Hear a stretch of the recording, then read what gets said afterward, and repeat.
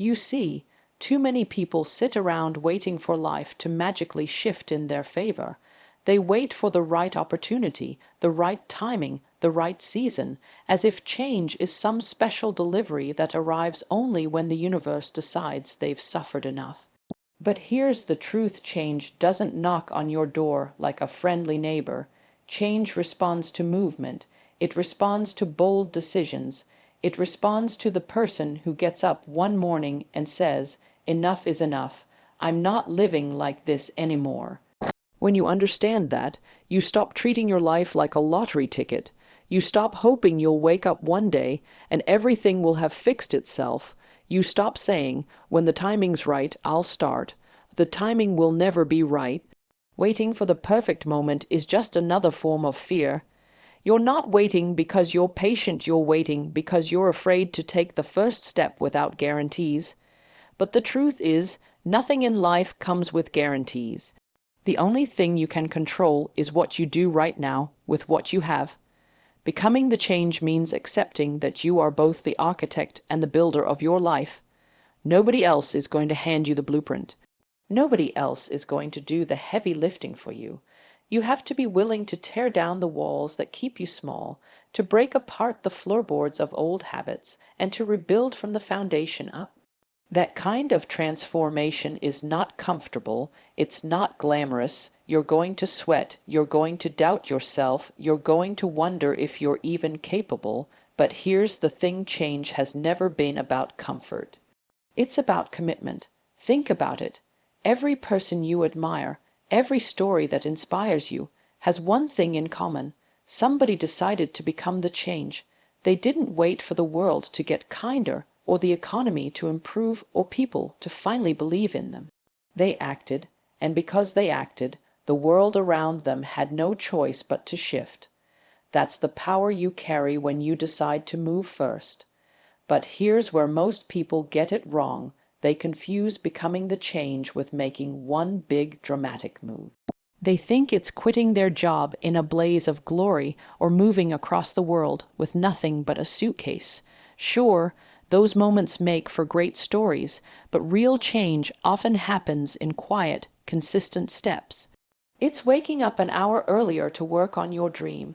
It's choosing discipline over distraction when nobody's watching. It's saying no to what doesn't serve you, even when it's tempting. You don't have to change your life overnight, you just have to refuse to stay the same. The new mentality says, "I'm not going to wait for external permission. I'm not going to wait until I feel ready. I'm going to create readiness by moving." Readiness is not something you have before you start, it's something you build as you go. Every action you take, no matter how small, teaches your mind that you're serious. And when your mind believes you're serious, it starts finding ways to help you. It starts looking for opportunities instead of excuses. And I'll be honest with you, this isn't a one-time decision. You don't just decide to become the change once and ride that wave forever. Life will test you. Old habits will try to creep back in. Fear will disguise itself as logic and try to convince you to slow down. This is why becoming the change is a daily choice. Every morning you get to decide, will I live passively today, or will I live intentionally? Will I wait for something to happen, or will I make it happen? The beautiful thing is, the moment you start living like this, you begin to notice the shift. Your energy changes, your confidence grows. The things that once intimidated you start to feel smaller. People around you respond differently, not because they've changed, but because you have. You begin to realize that you've stopped looking for signs and started becoming the sign. And that's when you truly understand the power of the new mentality. It's not about asking the world to give you more. It's about demanding more from yourself. It's about walking into every room, every situation, every challenge with the quiet conviction that you are not here to wait your turn, you are here to create it. You don't need luck. You don't need a miracle. You don't need permission. You just need to decide that who you are becoming matters more than who you've been. So stop waiting. Stop hoping for the perfect set of conditions. Stop handing over the pen and letting someone else write your story. Pick it up, write it yourself, because the moment you stop waiting for change and start becoming it is the moment everything in your life begins to move. And it will move because you moved first. Your standards are not just preferences, they are the blueprint of your life. They are the invisible lines you draw that tell the world, this is who I am, this is what I allow, and this is what I refuse to tolerate. And whether you realize it or not, every single outcome you're living right now is the direct result of those standards. The quality of your relationships, the way you treat your body, the way you handle your work, even the way you speak to yourself, all of it flows from the level you've decided is acceptable. The problem is, most people treat their standards like suggestions. They say, I want to be healthy, but they keep skipping workouts. They say, I want to be respected, but they allow themselves to be disrespected without speaking up. They say, I want to be successful, but they give themselves permission to procrastinate, to cut corners, to show up half prepared, and then they wonder why nothing changes. It's because a standard you don't enforce is just a wish, and wishes are fragile, they shatter the moment life applies pressure. Your standards are not meant to be flexible in the face of discomfort. They are meant to anchor you when the waves of life get rough. The person with low standards will always be tossed around by circumstance. But the person whose standards are clear and uncompromising, they build a life that cannot be easily shaken. Because when you decide that certain things are non-negotiable, you stop making decisions based on how you feel in the moment. You start making them based on who you've committed to being. And here's the part most people miss: raising your standards is not about demanding more from the world. It's about demanding more from yourself. It's easy to point the finger outward and say, people need to treat me better. But the truth is, people will only treat you at the level you treat yourself. If you cut yourself short, if you constantly make excuses, if you allow yourself to operate beneath your own potential, you're telling the world exactly how to treat you. The moment you decide that you will not speak to yourself in a way you wouldn't speak to someone you love, your inner dialogue changes. The moment you decide that you will not tolerate disrespect, you stop entertaining relationships that drain you. The moment you decide that you will not accept mediocrity from yourself, your work ethic changes. It's not magic, it's alignment. When your standards rise, your behavior rises to meet them. But let me be honest with you, raising your standards will cost you. It will cost you comfort. It will cost you certain relationships. It will cost you the illusion of fitting in, because the moment you refuse to settle, you automatically separate yourself from the crowd. Not everyone will understand why you no longer say yes to everything. Not everyone will applaud you for setting boundaries. Some people will take it personally, but that's not your problem. Your life is not a democracy where everyone gets a vote. Your standards are between you and the future you're building. And the beautiful thing is, when you stay committed to those standards long enough, the world begins to adjust. The people who are meant for you will rise to meet you. The opportunities that match your energy will start showing up. You'll look back and realize that nothing about your life was an accident, it was designed. Every habit, every decision, every yes and no, it all came from the blueprint you chose to live by. So don't water down your standards to make other people comfortable. Don't negotiate with the part of you that just wants an easier path. Don't tell yourself, just this once, because just this once is how you train yourself to compromise. And every time you compromise, you chip away at your own integrity. Your standards are a mirror of your self-respect. They show the world not just what you expect, but what you believe you're worth. And if you've been living at a level that's beneath you, if you've been bending so far just to keep the peace that you no longer recognize yourself, it's time to step back and rebuild that blueprint. Because the truth is, you will never rise above the level of your standards. If they stay low, your life will too. But the moment you decide that your standards are not suggestions, the moment you choose to live by them without apology, you become a force that cannot be ignored. And when that happens, you don't just change your life, you redefine what's possible for it. You stop asking, will I make it?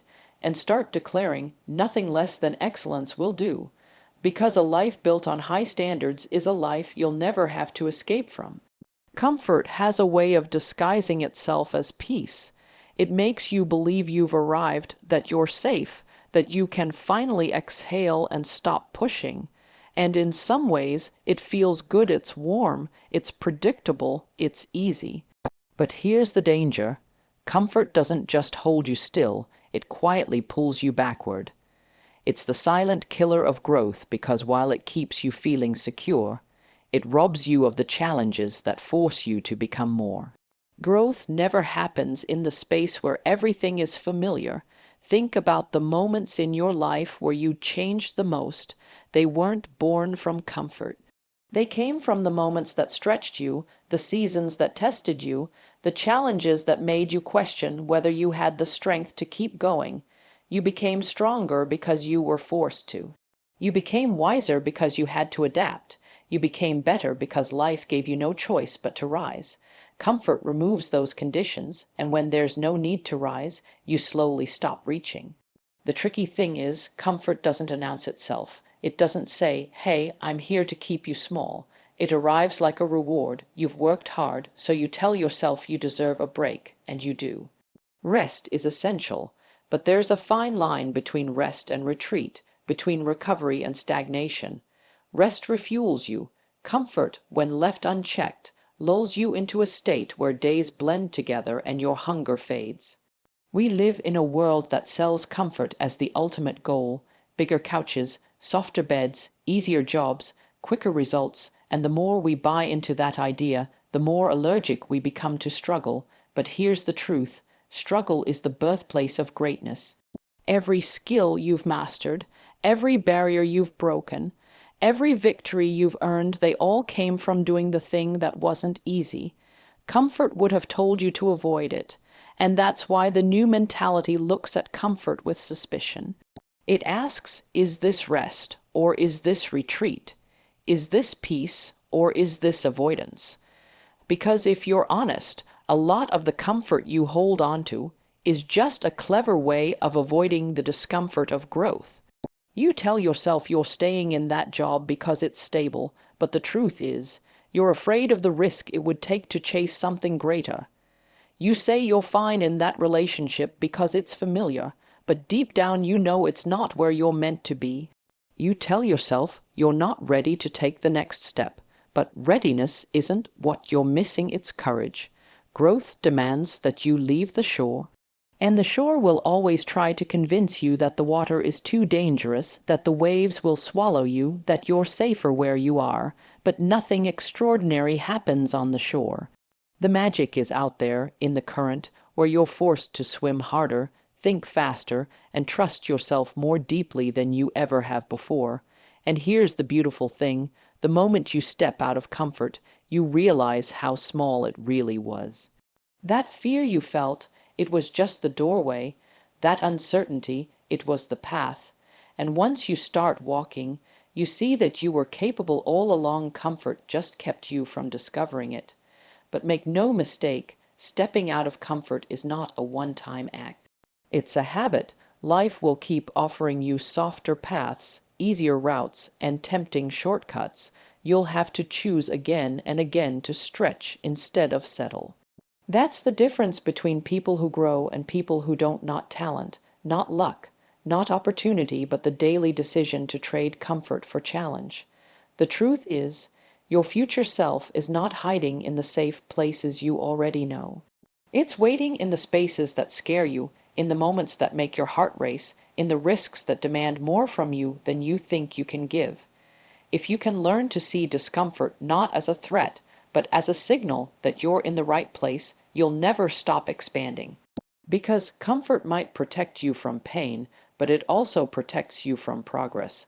And the life you're meant to live is too big, too extraordinary, to be contained by what's easy.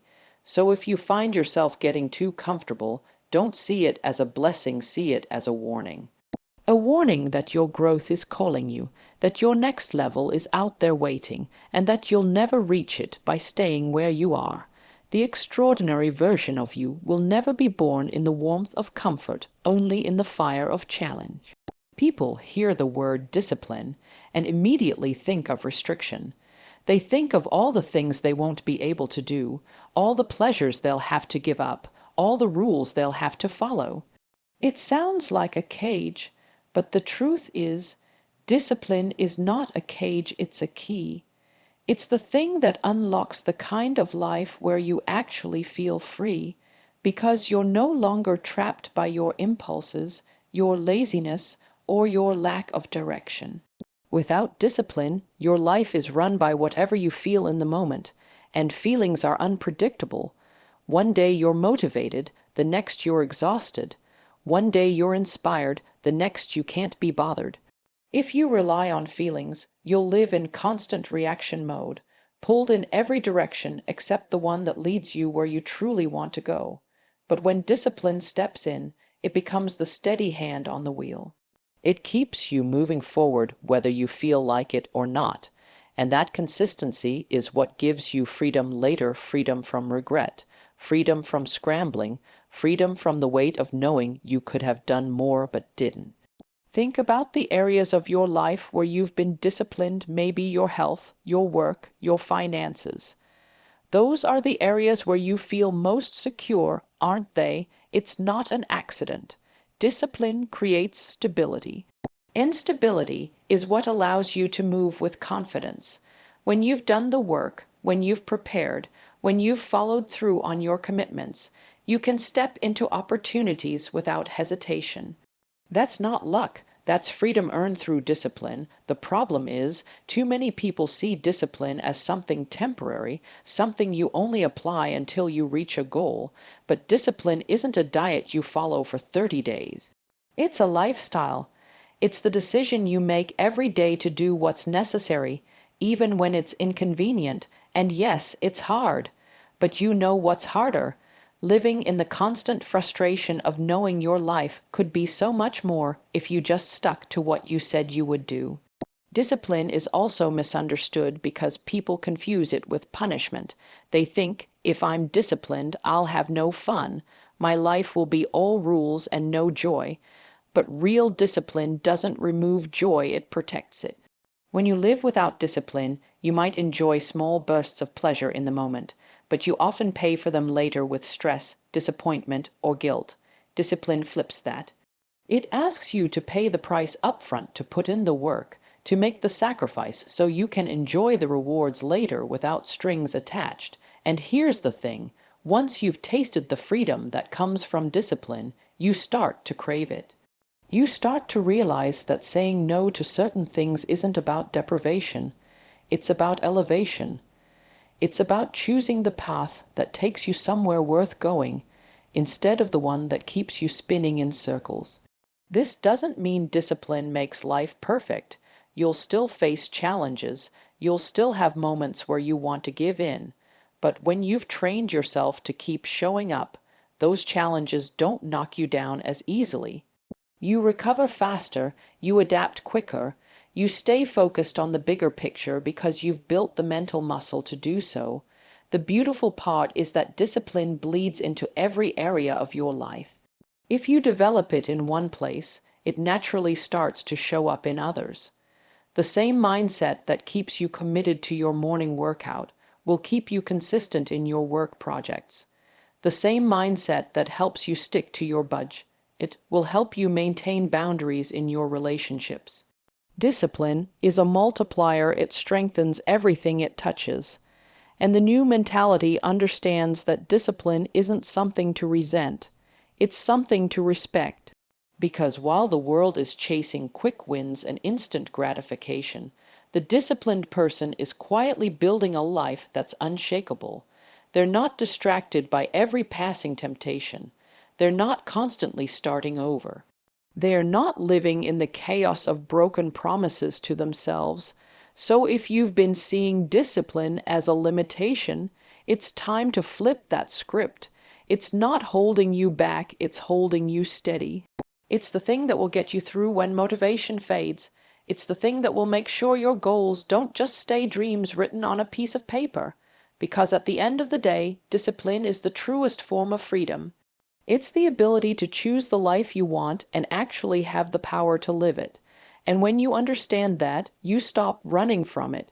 You start running with it, and that's when nothing can stop you.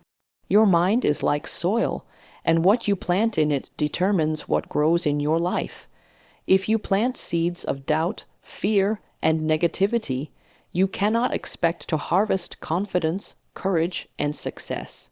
Yet so many people wonder why they feel stuck, why their life seems to circle around the same struggles without realizing it's because they've been feeding their mind the wrong things.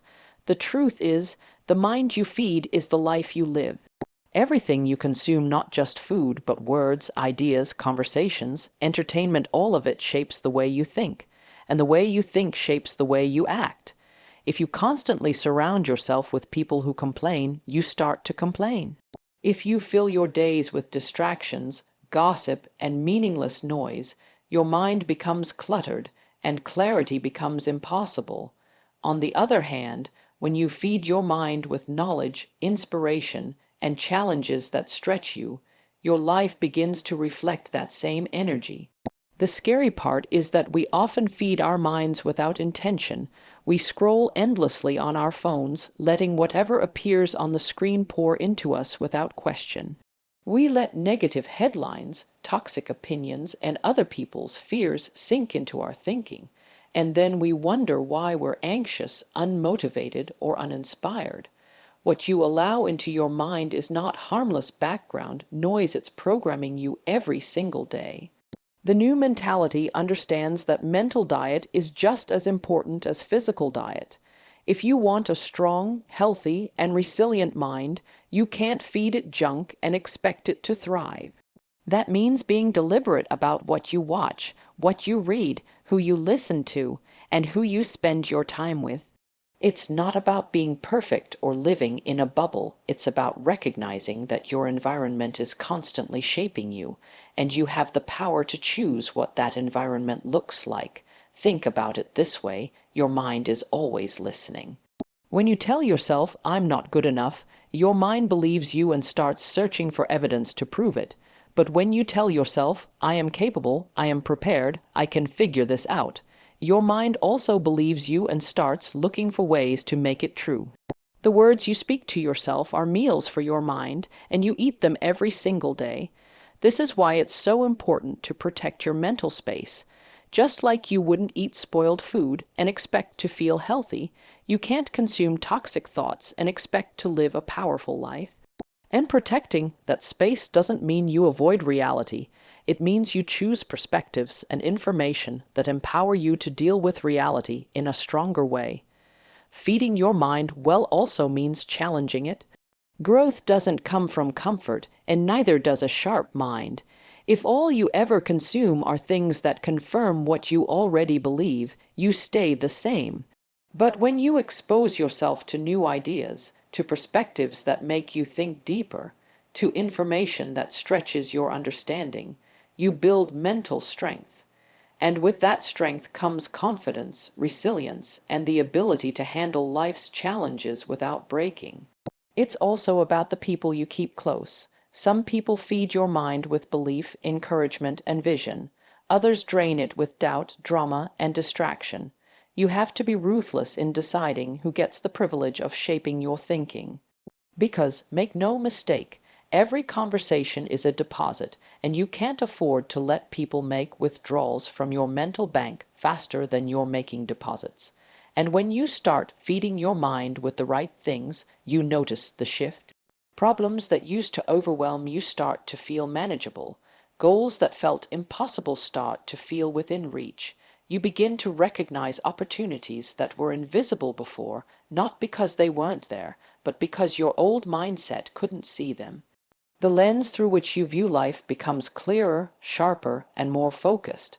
At the end of the day, your mind is the command center of your life. If it's weak, your decisions will be weak. If it's cluttered, your actions will be scattered.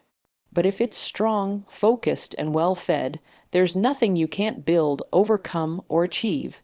So ask yourself, what am I feeding my mind? Because the life you're living right now is the harvest of everything you've allowed into it.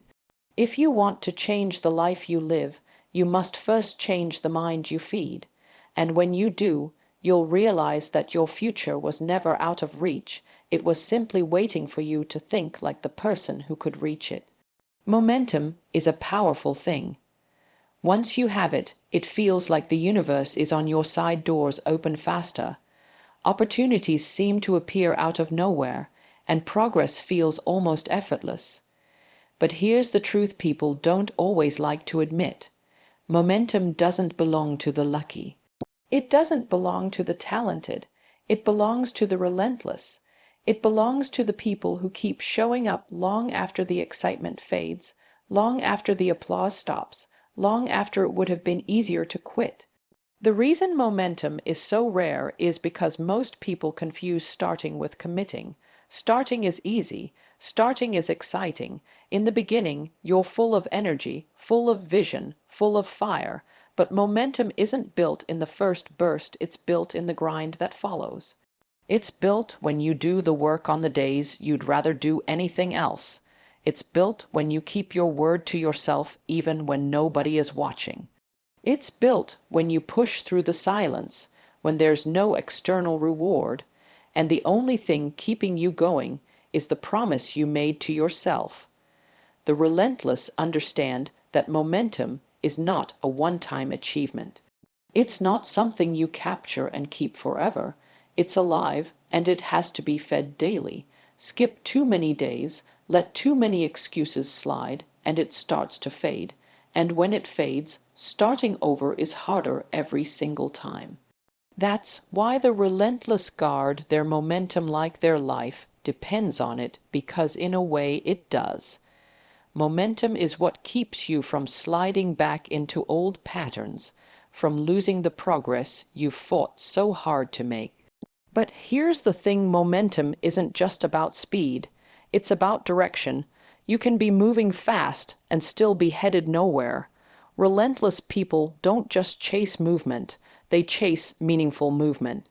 They make sure their energy is aimed at something worth building, something worth sustaining. That's why they refuse to let small setbacks turn into full stops. They know that every pause costs energy, every stall requires more effort to restart, so they choose to keep moving, even if it's slower than they'd like, and momentum has a way of compounding. One disciplined action leads to another. One small win fuels the belief that a bigger win is possible. One day of showing up makes it easier to show up the next day. Before you know it, the habits you had to fight to build become the habits that carry you forward. That's when momentum starts to feel unstoppable, not because challenges disappear, but because you've trained yourself to keep going through them. The challenge is that life will test your relentlessness. You'll face moments where progress feels invisible, where it seems like all your effort is adding up to nothing. These are the moments that break most people, but the relentless see them differently. They understand that momentum is often building beneath the surface before it's visible above it. They trust the process long enough to see the results, and once you truly understand the value of momentum, you stop letting small things derail you. Missed opportunities, you create new ones, bad days. You keep going. Lack of motivation, you rely on discipline instead, because you know that the cost of quitting is always greater than the cost of continuing. Relentless people also know how to protect their environment to sustain momentum.